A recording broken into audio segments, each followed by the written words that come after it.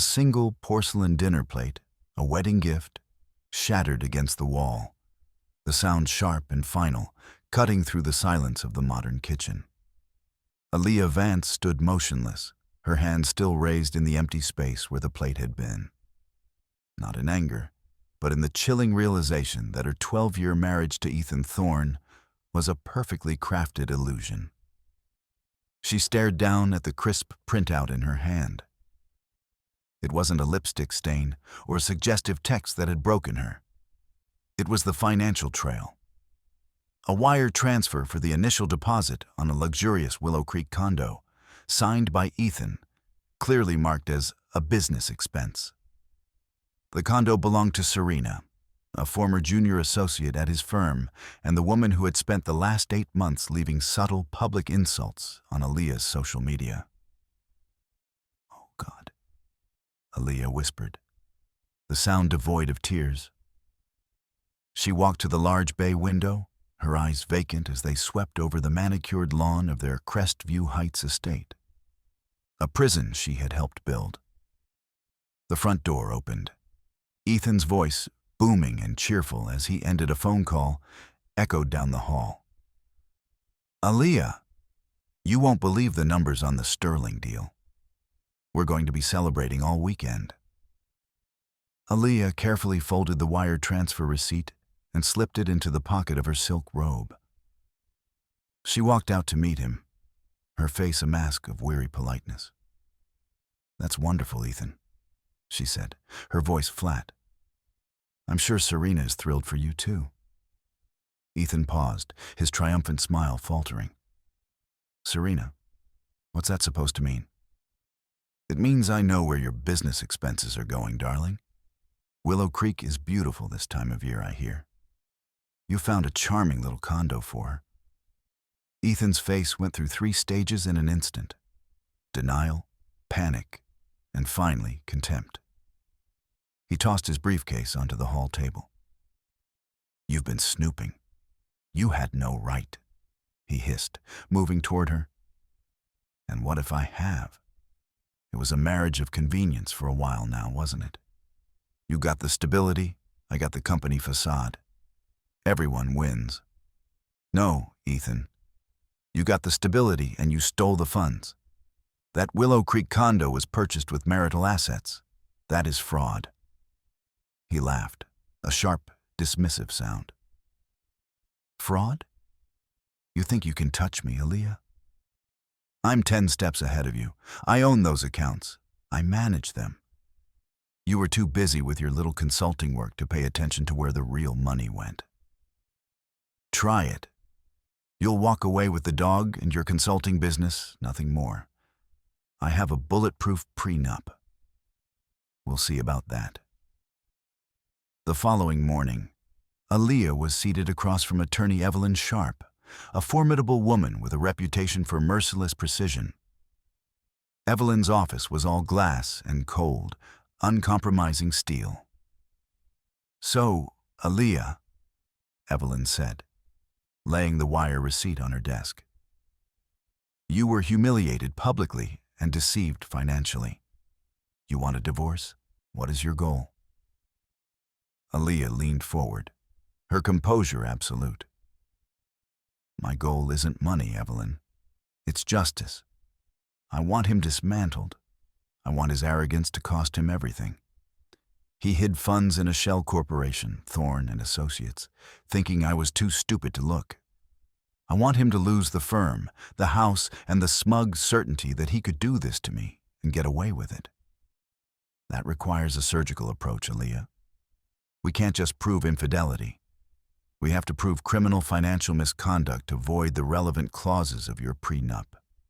It means months of silence and meticulous documentation.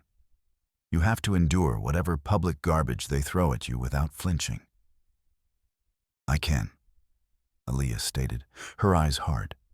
"He thinks I'm brittle. He thinks I'm broken. I'm not. I'm observant. I need you to give me a list of everything to find." Over the next 4 months, Aliyah lived a double life.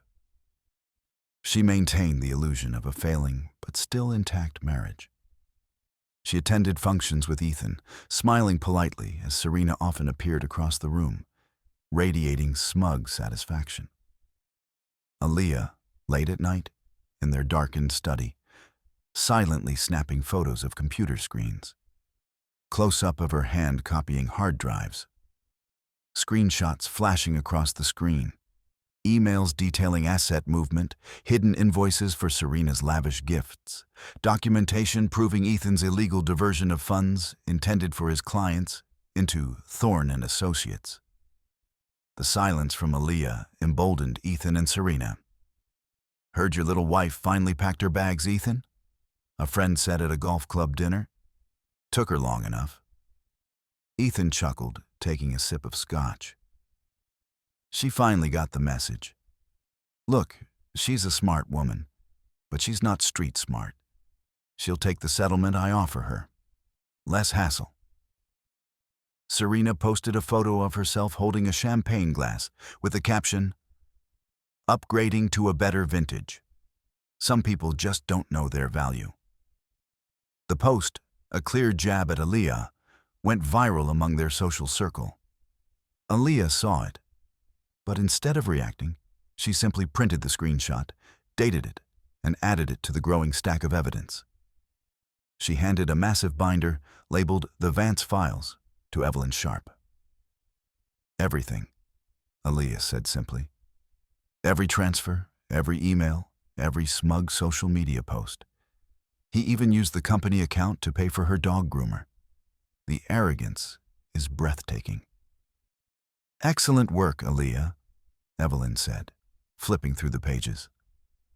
"The financial fraud here is extensive enough to warrant a full judicial review of the marital assets and to freeze his accounts immediately. We've moved beyond divorce. This is financial warfare now. The papers are ready." The final confrontation began not with a scream, but with the curt voice of a legal clerk. Ethan was served the papers during a board meeting at his firm. His face flushed crimson. He immediately called Aliyah, his voice vibrating with disbelief and rage. "You deceitful witch. You think this is going to work? You're asking for everything. You're demanding an independent audit of my business accounts? I'll ruin you. I'll tell everyone what a miserable, frigid wife you were." Aliyah was silent for a long moment, watching the rain streak down her window. "You already tried to ruin me, Ethan. You failed. Now, you'll speak to my lawyer." She hung up, a slow, cold knot of satisfaction tightening in her stomach. The day of the hearing arrived at the magistrate's chamber. Ethan and Serena arrived together, sharing an air of utter certainty. Serena wore a tight white dress and sat prominently in the observation section, a smirk plastered across her face. Ethan leaned over to his lawyer, whispering and laughing as Aliyah and Evelyn walked in. Justice Thompson called the case. Ethan's counsel, Mr. Davies, confidently presented his opening, citing the pre-nup, Aliyah's limited involvement in Ethan's finances, and characterizing her requests as a spiteful, baseless fishing expedition. "My client has generously offered a substantial settlement simply to avoid further public unpleasantness," Davies concluded smugly. Then, Evelyn Sharp rose. She didn't shout. Her voice was low, clear, and utterly devastating.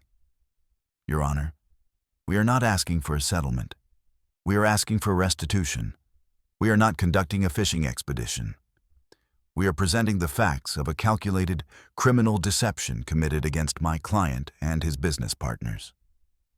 Evelyn walked to the projection screen. Exhibit A, the Willow Creek condo, purchased using funds diverted from a legitimate partnership account into the shell corporation, Thorne and Associates, and then immediately transferred to the mistress, Ms. Serena, who sits confidently in this room today. The screen displayed the wire transfer receipt, followed by the deed. Serena's smirk vanished. Evelyn continued, her voice rising slightly as she introduced the next set of evidence. Exhibit D through H. A series of emails proving the defendant coached Miss Serena on how to access and spend funds from these fraudulently obtained accounts, including frivolous expenditures such as a $900 charge for dog grooming, paid directly from the allegedly solvent business account. Ethan sprang up, his face a mask of purple fury. "Objection, Your Honor. This is harassment. These are private communications." "Sit down, Mr. Thorne," Justice Thompson thundered. "Counselor, how were these obtained?" "Legally and meticulously documented by my client, Your Honor, as part of her fiduciary duty to monitor marital assets, which the defendant deliberately obscured," Evelyn replied, unmoved. "The evidence clearly demonstrates an intent to defraud, misuse of corporate funds, and deliberate concealment." She delivered the final blow. "Therefore, Your Honor, we request not only that the pre-nuptial agreement be deemed null and void due to clear financial malfeasance, but that all of Mr. Thorne's personal and business accounts be frozen immediately pending a full forensic audit, and that the value of all misused funds be returned to Ms. Vance." The courtroom fell silent. Ethan was hyperventilating, staring wildly at the screen, then at Aliyah. Justice Thompson didn't hesitate. "The evidence of deliberate financial deceit is overwhelming. The request is granted. Mr. Thorne, your accounts are frozen, effective immediately. I want a full forensic accounting of Thorne and Associates on my desk within 30 days. Pay Ms. Vance's legal fees and prepare for significant restitution." Ethan stumbled backward, the sheer magnitude of the disaster hitting him. His lawyer slumped, defeated. As Aliyah walked out, Ethan bolted toward her in the hallway, grabbing her arm. You did this.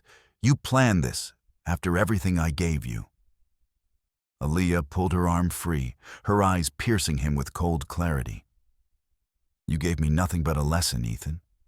The lesson was, never mistake silence for incompetence. You thought I was too weak to look beneath the surface. I looked, and I documented. I was the one who was truly running the numbers all along." She walked past him, her shoulders straight. Serena, weeping openly now, as she realized her life of luxury had just evaporated, stared at the retreating figure of Aliyah, defeated. 6 months later. A sleek brass plaque read, "The Vanguard Group." Aliyah Vance, now officially the CEO of her rapidly expanding educational consulting firm, sat at a large, custom-built table, reviewing a contract. She had used the restitution to fund her dream, a firm built on integrity and strategy. A paralegal entered, placing a document on her desk. "Final papers, Ms. Vance. The Crestview Heights property is officially in your name, and Mr. Thorne has filed for bankruptcy on the firm." "Thank you," Aliyah said, signing the last document with a flourish. The closure was complete.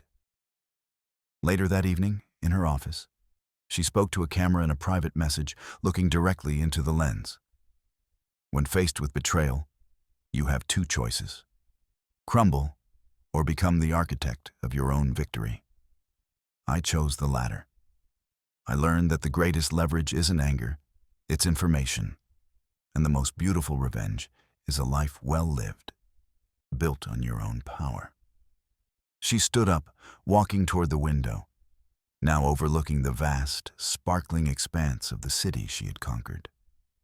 For anyone watching this, anyone facing a moment where you feel underestimated, humiliated, or outmaneuvered, gather your evidence.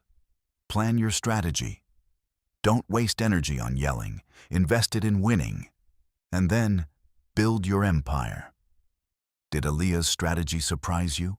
Like this video, comment your thoughts below, and subscribe for more stories of ultimate justice.